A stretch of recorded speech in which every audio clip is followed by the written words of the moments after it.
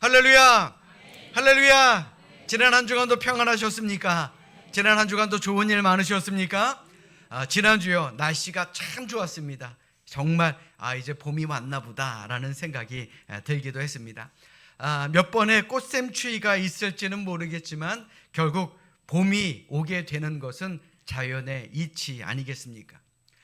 저는 인생의 이치도 이와 마찬가지다라고 생각을 합니다. 지금의 어려운 일, 지금의 고난, 이러한 모든 것들은요 훗날 추억이 될 수 있다라는 것, 우리는 이것을 기억하시고 작은 일에 낙심하지 마시고 근심 걱정보다는 매일매일 주어진 하루하루에 최선을 다하는 우리 모두가 될 수 있기를 주님의 이름으로 간절히 축원합니다. 자, 건강하게 이 자리에 볼 수 있는 것만으로도 감사의 조건 아니든가요? 자, 우리 옆에 있는 분들, 앞뒤에 있는 분들과 이렇게 인사합니다. 건강하게 볼 수 있어 감사합니다. 자, 다시 한번 환하게 웃으면서 인사합니다. 예배의 자리를 지킬 수 있어서 감사합니다. 자, 우리가 건강하게요 이 예배의 자리에 함께 할 수 있는 것, 예배를 지킬 수 있는 것만으로도 우리의 마음은 감사가 넘쳐야 할 줄로 믿습니다. 80년대 말경에 구소련의 어느 도시에서 한 기자가 비밀 예배처를 탐방할 기회를 얻었다라 그럽니다. 그러니까 그때 당시에 구소련은 예배를 마음 놓고 드릴 수 없는 그런 나라였습니다. 그가 예배처를 가보니 예배를 드리기 전부터 울던 성도들이 예배가 시작되어도 울음을 그치지 않는 것입니다. 낡은 풍금 반주로 찬송하는 순간엔 눈물이 그들의 눈에서 솟구쳐 오릅니다. 설교를 들을 때도 마찬가지였죠. 예배를 마친 후 기자는 울면서 예배를 드린 이유가 뭐냐라고 그들에게 물었습니다. 그러자 이렇게 대답하는 것이었습니다. 우리가 드린 이 예배가 우리가 세상에서 드리는 마지막 예배가 될지도 모르기 때문입니다 라고 말입니다. 실제로 많은 그리스도인들이 예배를 드리다가 구소련의 국가기관인 KGB에 잡혀가서 죽기도 했고요, 또 20년 혹은 30년이 넘도록 돌아오지 못한 사람들도 수두룩했다라 그럽니다. 그럼에도 이들은 가족과 친구들의 반대에도 불구하고 생명을 걸고 예배를 드렸다라는 겁니다. 그러니 예배를 드리며 눈물이 안 날 수가 있었겠습니까? 지금도요 종교적으로 폐쇄되어서 마음껏 예배드리지 못하는 나라가 아직까지도 많다 그럽니다.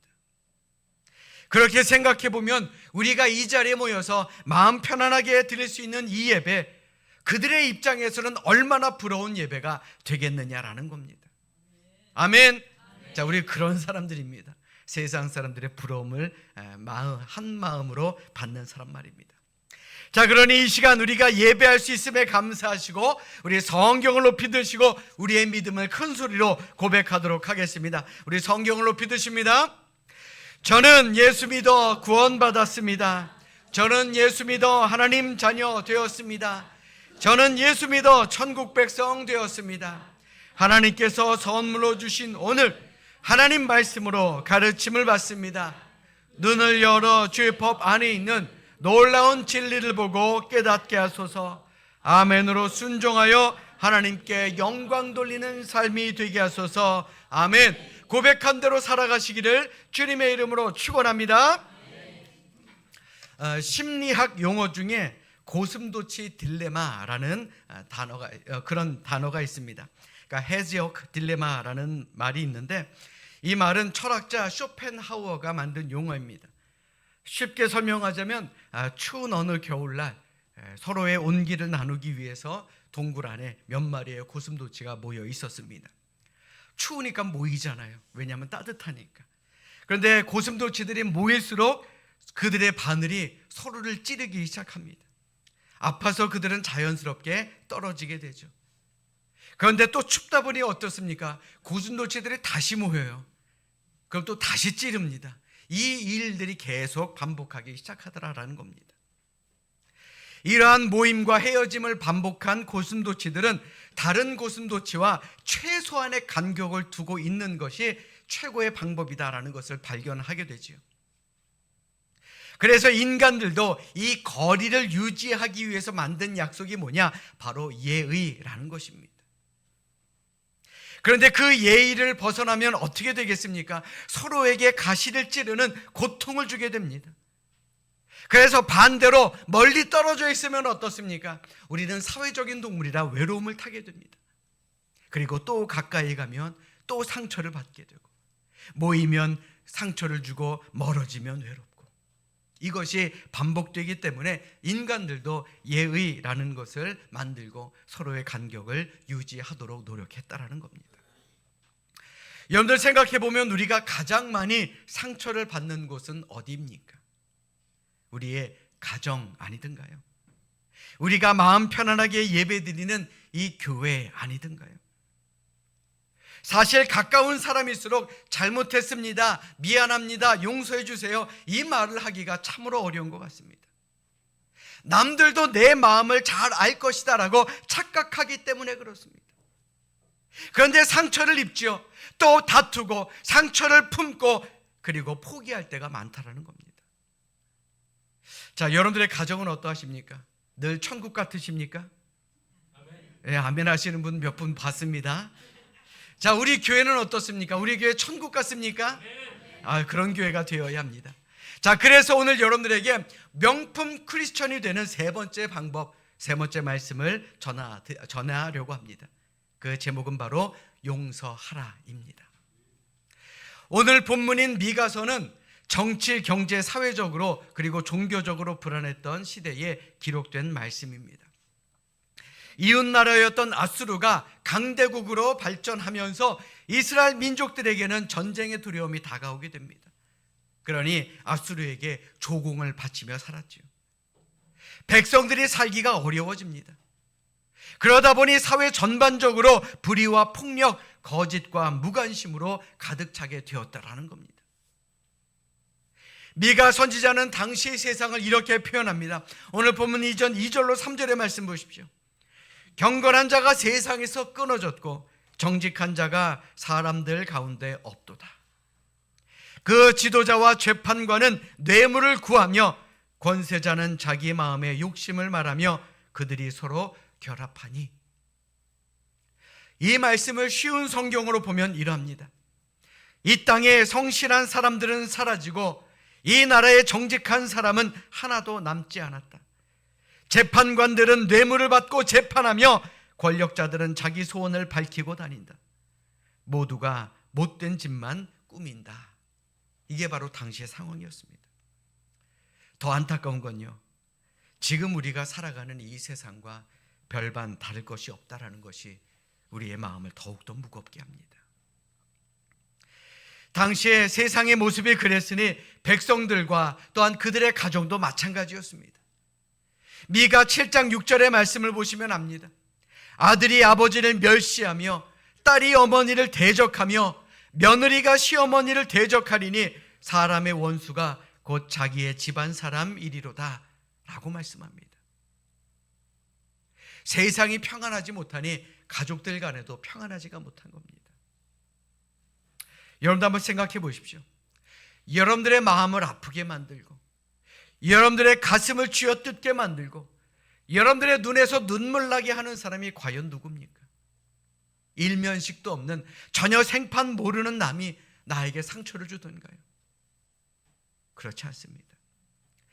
여러분들의 집에 있는 가족들, 또 여러분들이 직장에서 만나는 사람들, 우리가 함께 모여 예배드리는 이 교회에서 만나는 우리와 아주 가까운 사람들입니다.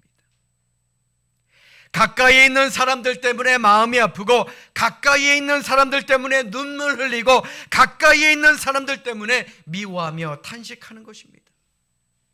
이는 미가 선지자가 살았던 그 시대에만 그랬던 것이 아닙니다. 지금 우리가 살아가고 있는 이 시대도 마찬가지 아니던가요? 그러나 희망이 없어 보이는 그 시대에 미가 선지자는 마지막 소망의 근거로 구원하시는 하나님을 떠올리게 됩니다. 그리고 그는 그런 하나님께 기대를 걸게 되었고 하나님의 말씀을 통해 이스라엘 백성들에게 희망을 불어 넣어주었다라는 겁니다. 그 근거가 어디 있습니까? 오늘 본문 말씀에 있습니다.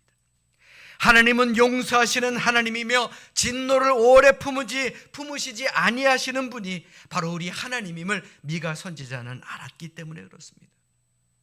그래서 미가 선지자는 오늘 본문 19절의 말씀을 통해 내가 만난 하나님, 내가 알고 있는 하나님은 바로 이런 하나님이다 라고 고백할 수 있었던 것입니다. 우리 오늘 본문 19절의 말씀을 자막으로 준비했으니 우리 함께 읽도록 하겠습니다. 함께 읽습니다. 시작. 다시 우리를 불쌍히 여기셔서 우리의 죄악을 발로 밟으시고 우리의 모든 죄를 깊은 바다에 던지시리이다. 아멘. 하나님이 이런 분입니다. 죄인인 우리를 불쌍히 여겨주시고 우리의 모든 죄를 바다에 던져버리실 만큼 깨끗하게 잊어주시고 용서하시는 분이 바로 우리 하나님이다라는 겁니다. 어떻게 아느냐고요? 하나님께서는 예수 그리스도를 이 땅에 보내주심으로 말미암아 하나님의 마음을 전해주셨고 예수 그리스도의 보혈로 말미암아 우리를 용서해 주셨기 때문에 그렇습니다. 우리가 용서받을 자격이 있어서 그랬습니까? 우리가 의인이기 때문입니까? 아닙니다. 우리는 용서받을 수 있는 자격이 없는 죄인임에도 불구하고 하나님은 우리를 용서하셨고 우리의 죄를 다시는 기억하지 아니하시겠다라고 약속하셨기 때문에 그렇습니다. 그런데 용서받은 우리가 이 세상을 살면서 다른 사람의 허물을 용서하지 못하고 산다면 하나님께서 얼마나 마음 아파하시겠습니까? 미안하다라고 먼저 사과하는 것도 어렵지만 남의 사과를 받아들이고 용서하는 것도 참으로 어려운 일이다라는 겁니다. 그래서 명품 크리스천이 되기 위해 우리는 서로 용서하는 사람이 되어야 하는 것입니다. 아멘. 사과와 용서에 대한 인간 심리를 연구한 학자들은 사과하고 용서하는 게 어려운 이유를 자기 합리화 때문이다라고 말합니다.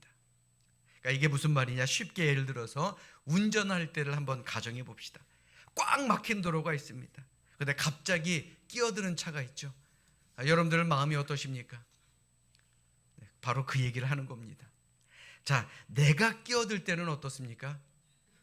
다 이유가 있어요. 바쁘다는 이유로, 내가 초행길이다라는 이유로 다른 사람들이 양보해 주기를 바란 그것이 옳다라고 생각을 합니다. 그런데 내 앞에 다른 사람이 끼어들면 어떻게 합니까? 어딜 감히 끼어들어 욕을 하지요. 끼어들지 못하게 앞차와 붙입니다. 막 하이빔을 날리고요, 크락션을 늘리고 심지어 창문을 내리고 욕까지 합니다. 이거 남의 얘기 아니죠? 자, 그런데 더 재밌는 사실은요, 내 앞으로 끼어드는 건 못 참는데 내 뒤로 끼어드는 건 어떻습니까? 참습니다. 나 몰라라 합니다. 나와는 상관없다라고 생각하죠.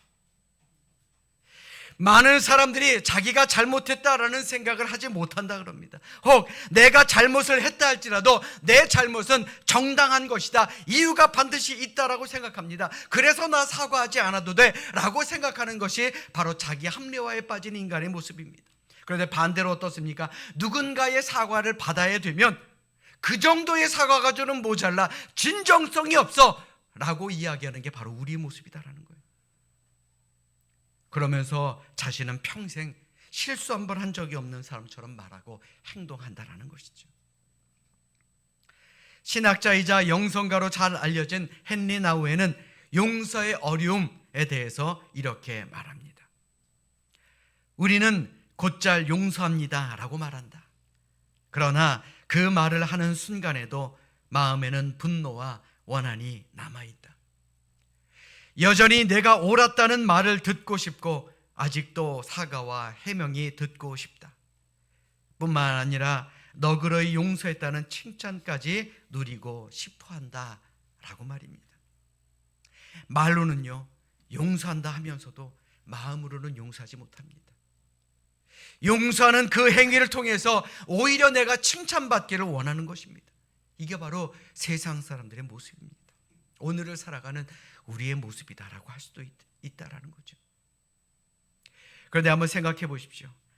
우리 모두가 하나님께 용서받았기 때문에 이 자리에 모여 예배 드리는 것 아닙니까? 우리 옆에 있는 분들 한번 바라보십시오.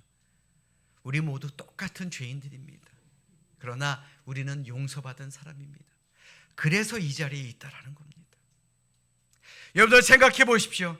진노를 오래 품지 아니하시는 하나님께서 우리의 죄를 발로 밟으시고 깊은 바다에 던지셨기 때문에 우리가 예수 그리스도를 믿기만 하면 하나님의 자녀가 되는 것이고, 우리가 예수 그리스도를 믿음으로 영원히 살게 되는 것이고 천국 백성이 되는 것이기 때문에 우리가 이 예배 자리에 있는 것 아니겠습니까? 아멘. 하나님께 용서받았기 때문에 이 자리에 있는 것, 이것이 바로 은혜다라는 겁니다. 우리 옆에 있는 분들에게 이렇게 알려줍시다. 우리가 용서받아 이 자리에 있는 것입니다. 자, 용서를 얘기할 때는요, 좀 미소를 지으면 굉장히 인자해 보입니다. 자, 다시 한번 옆에 있는 분들에게 이렇게 알려줍시다. 우리도 용서하며 삽시다. 그래요. 성경은 여러 곳에서 용서에 대해 가르칩니다. 에베소서 4장 32절, 골로새서 3장 13절을 통해 사도 바울은 권면하죠. 서로 용서하기를 하나님이 그리스도 안에서 너희를 용서하심과 같이 하라. 누가 누구에게 불만이 있거든 서로 용납하여 피차 용서하되 주께서 너희를 용서하신 것 같이 너희도 그러하라라고 말씀하고 있습니다. 사도 바울뿐입니까? 예수님께서도 용서에 대해 늘 말씀하시죠. 마태복음 18장 22절에서 베드로에게 예수님은 이렇게 용서라고 말씀하십니다. 내게 이르노니 7번뿐 아니라 7번을 70번까지라도 할지니라. 사실 이 말씀 우리가 늘 들어왔고 잘 아는 말씀 아닙니까? 그런데 실제로 우리의 모습은 어떻습니까? 성경을 들을 때는 맞아 그렇게 살아야 돼. 그런데 실제로 용서라는 말씀에 예수님이니까 그렇게 하셨지, 바울이니까 그렇게 했겠지, 야 나는 그렇게는 못하겠더라. 적용하지 못하는 말씀으로 여기며 살아갑니다. 7번씩 70번은커녕 한두 번의 잘못에도 분노를 하는 것이 우리의 모습 아니다라는 것이, 우리의 모습 아니냐라는 것입니다. 심지어 과거에 있었던 일, 이미 미안하다라고 이야기했고 이미 용서한다라고 했음에도 불구하고 다른 일로 다투다 보면 과거의 일까지도 끄집어내서 과거의 상처를 후벼 파는 것이 우리의 모습이다라는 겁니다.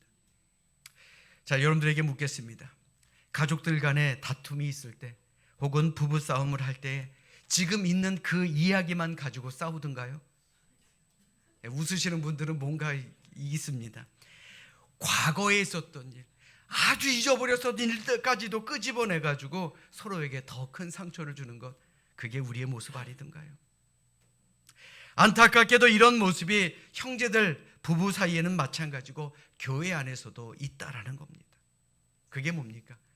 완전하게 용서하지 못했다라는 거예요. 내 잘못은 잊혀지기를 바라지만 남의 잘못은 용서할 수 없다라는 이중적인 태도를 가지고 있는 것이 우리의 삶의 모습은 아닌지 우리 한번 생각해 봐야 할 줄로 믿습니다. 2010년 7월 23일 조선일보에 실렸던 기사입니다. 캐나다 밴쿠버에 사는 앤드루 펠드마라는 66세의 심리치료사가 2007년에 미국에 사는 친구를 만나러 미국에 들어가려고 했습니다.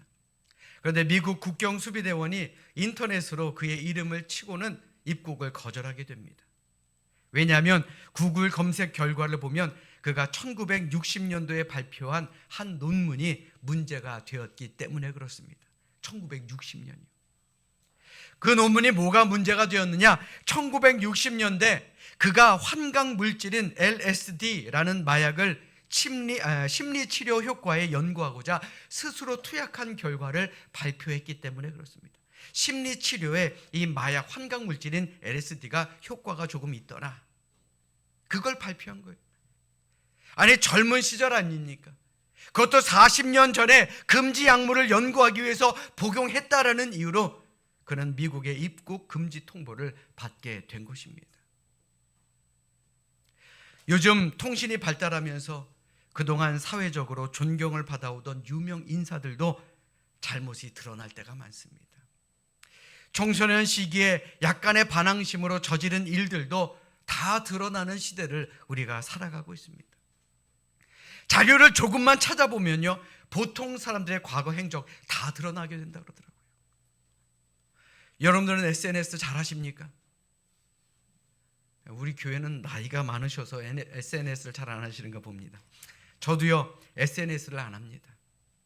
우리 그런데 목사님들 중에는 SNS를 잘 쓰시는 분들이 계시더라고요. 그런데 과거에 올렸던 사진이나 그 글 때문에 곤욕을 치르시는 분들도 계시다라는 것을 듣게 됩니다.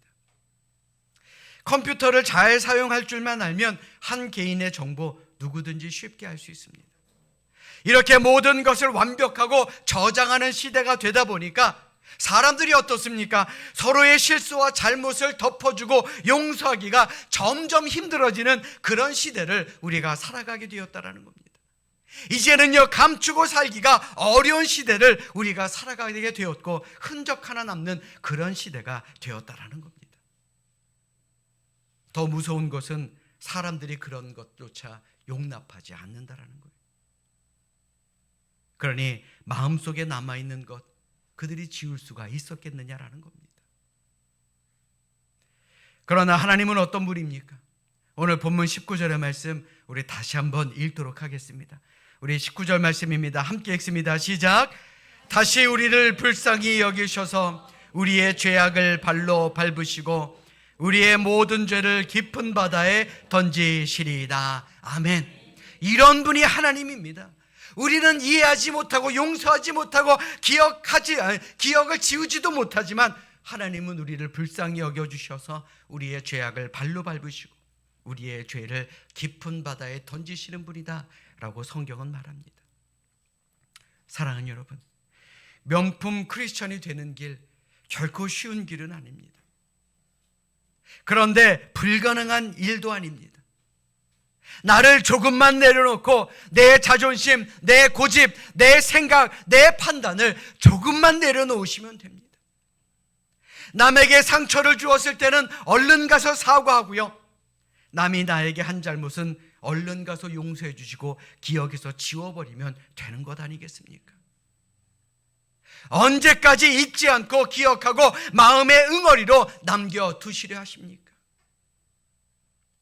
우리의 가정에서나 일터에서, 우리 교회 안에서 하나님께서는 저마다 각기 다르게 지으신 사람들을 모아두셨는데 이 교회 안에 다툼 없이 충돌 없이 살아간다라는 것, 이것이 가능한 일이겠습니까? 이거 불가능한 일입니다.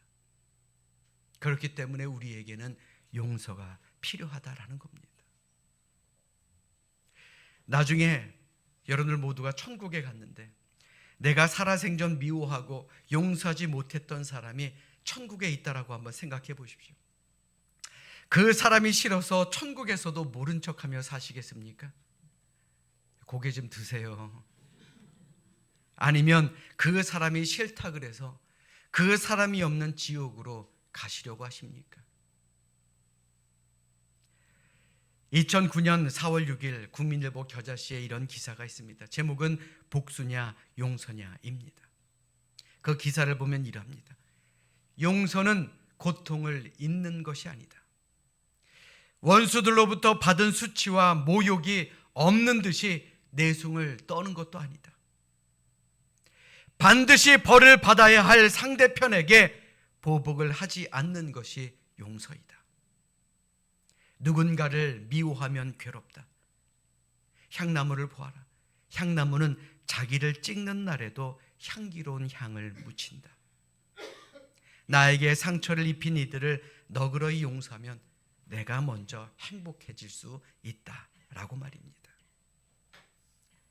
지금도 우리의 마음에는요, 두 마리의 이리가 있습니다. 하나는 분노에 가득 차 복수를 꿈꾸는 이리와 다른 하나는 사랑하고 용서하라라는 이리 말입니다. 과연 여러분들은 어떤 이리에게 밥을 주며 사십니까? 사랑 여러분, 때론 우리 가족들 때문에 상처받을 때 많습니다. 또 직장에서 피해를 받을 때도 있습니다. 더 나아가 교회에서 상처를 받을 때도 있습니다. 생각해보면 얼마나 속상한 일입니까? 이런 일이 없으면 좋겠지만 그런 일들은 생겨나게 됩니다. 그럼에도 왜 성경에서는 우리에게 용서하며 살라라고 말씀하셨을까요? 십자가에 못 박히시고 죽으신 예수님께서 우리의 죄를 용서하셨기 때문에 그렇습니다. 믿으시면 아멘. 우리 옆에 있는 분들 한번 바라보십시오. 우리 똑같은 죄인들입니다. 다 거기서 거기입니다. 이 세상에 사는 우리들 서로 부딪히며 살아갈 수밖에 없기 때문에 죄인인 우리가 해야 되는 가장 좋은 일은요, 명품 크리스천이 되는 건요, 서로 이해하고 용서하고 용납하며 사는 것, 이것이 바로 진짜 그리스도인, 진짜 예수님의 제자처럼 사는 길이다라는 겁니다. 그러므로 이 시간 진정으로 바라기는 우리가 먼저 손 내밀어 용서를 구하고 서로 용서하며 살아가심으로 말미암아 이 시대에 하나님과 사람들로부터 명품 크리스천이다라는 칭찬을 듣는 우리 믿음의 사람, 그리고 사랑의 사람, 용서의 사람들이 되시기를 이 시간 주님의 이름으로 간절히 축원합니다.